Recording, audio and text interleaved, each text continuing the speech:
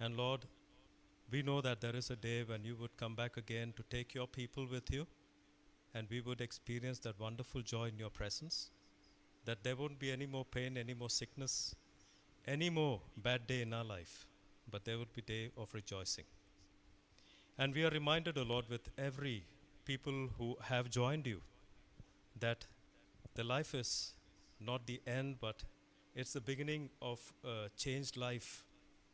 And that's the changed life that we would also be experiencing. Father God, we come into your presence at this very point in time to share about your wonderful love and your great mercy. And Lord, speak through your servant as we all are gathered here in your name. May we enjoy this wonderful time in cherishing your presence, recognizing that you are the God in control in every situation. We bless your holy name. In Jesus' name we pray. Amen. Dr. Bina will read the Psalm 90. Lord, you have been our dwelling place throughout all generations.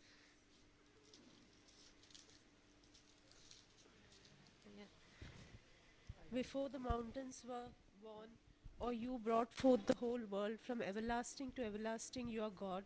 You turn people back to dust, saying, "Return to dust, you mortals. 1,000 years in your sight are like a day that has just gone by.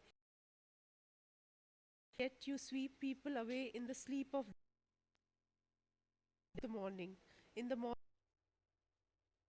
evening, it is dry and withered. We are terrified by your indignation.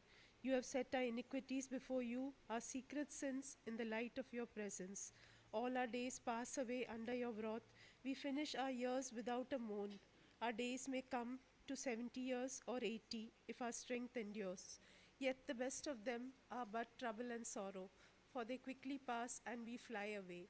If only we knew the power of your anger, your wrath is as great as the fear that is your due. Teach us to number our days, that we may gain a heart of wisdom. Relent, Lord, how long will it be? Have compassion on your servants. Satisfy us in the morning with your unfailing love, that we may sing for joy and be glad all our days. Make us glad for as many days as you have afflicted us, for as many years as we have seen trouble. May your deeds be shown to your servants, your splendor to your children. May the favor of the Lord our God rest on us. Establish the work of our hands for us. Yes, establish the work of our hands.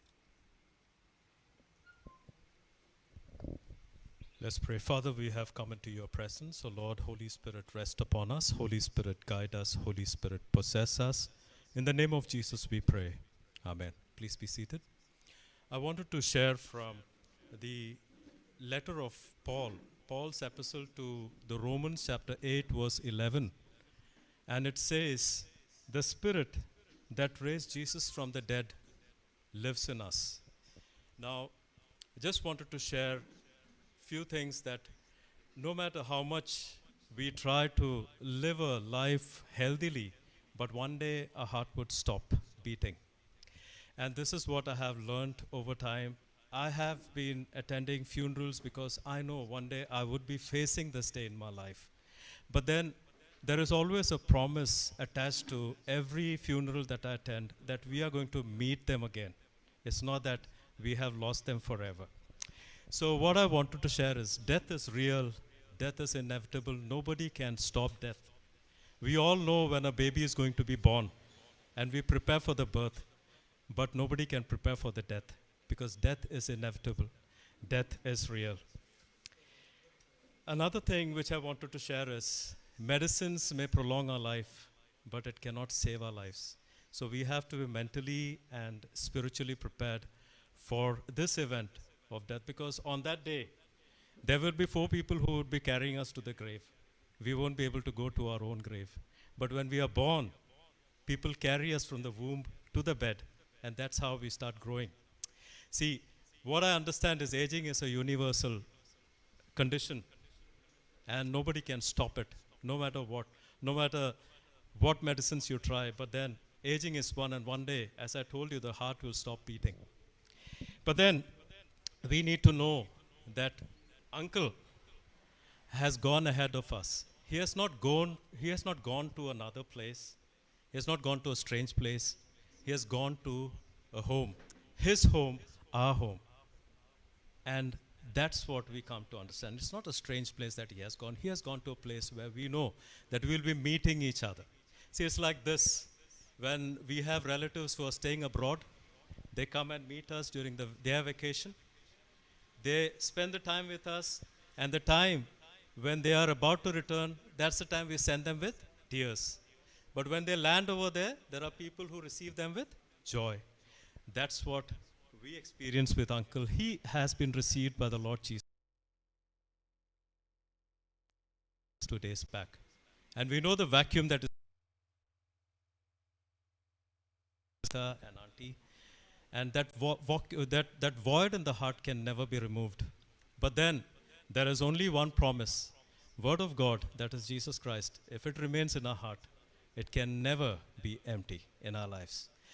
What I wanted to share is about that if we have the promise of resurrection, that is, we read about the episode about Jesus when he was resurrected. Now remember when Jesus was crucified. When he was crucified and when he was buried, his entire body was bruised.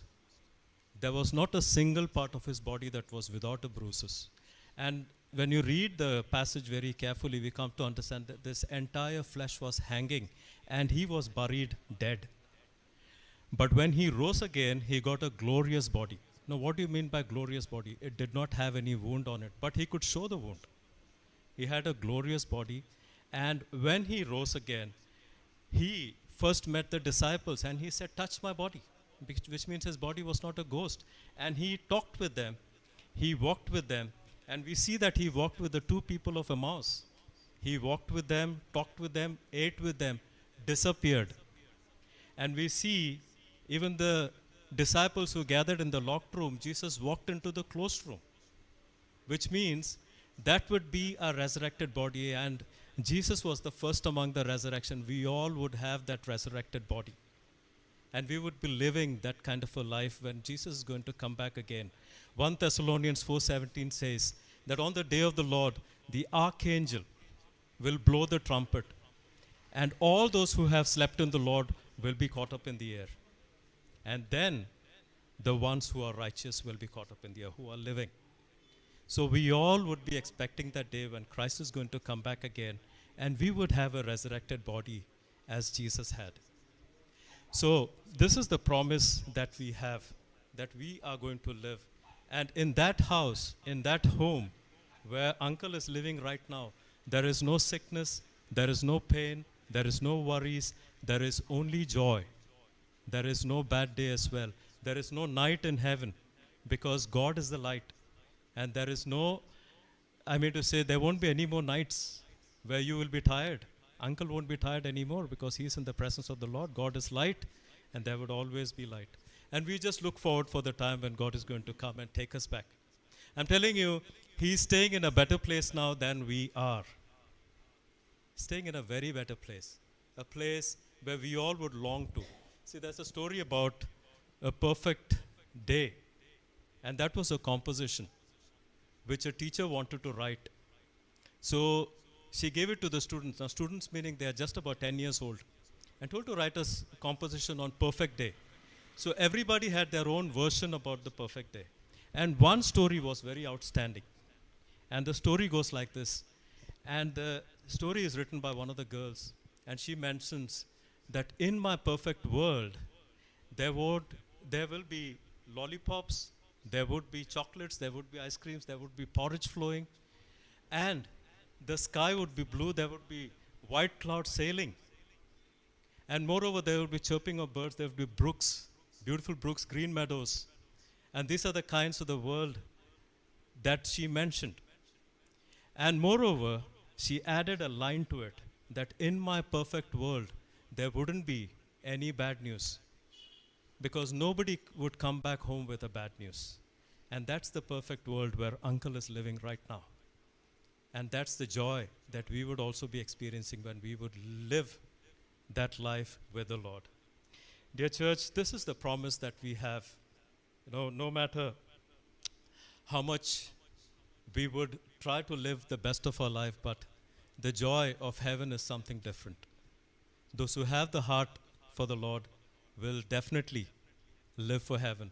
And his life, it's not a new life that he has got. Experience a new life when we start walking with the Lord. But it is the changed life that he has experienced now, is the life that is with the Lord. And that's the joy that we would experience. Well, that's what I wanted to share. Don't give up saying, because I know there would be a void. I know it will be hard. It would be a constant reminder. I still remember coming here, and I was given an instruction by Dr. Bina. If you go over there, my father would probably not entertain you because he doesn't like people coming. But when I reached over here, he was a very different person. He welcomed me. He spoke with me for a long time. And I guess I sat over here for nearly 40, 45 minutes, and I had a good time with him. And I returned back. And I realized, when God chooses certain people, they are having the same wavelength. And that's what I experienced when I spoke with him. I could find that I was connected to him. Well, these are people, whom God chooses and who God brings in our lives. And I was very happy that I could meet him, special person in our life. And especially, I can see the way he brought all the three daughters together. I wanted to share one more story about three daughters like you all. So I attended a funeral in Bombay, and all three had to give the same kind of a eulogy in which they shared, my father loves me more than my sister. My father loves me more than my sister. All three had to say the same. Now, why does this come? Because there is no partiality in the love of the Father, which I sense that there wouldn't be any partiality when it comes to loving all three, because he would have loved you like anything. See, that's the vacuum that will be there, because that love you all might think that is taken away, but no. When he's with God, and if God is in your heart, that love will never be taken away. The love will continue to be in your heart. So God bless you. Thank you for this time. And there's always a promise that yes, we are going to meet them again. God bless you. Let me close in prayer.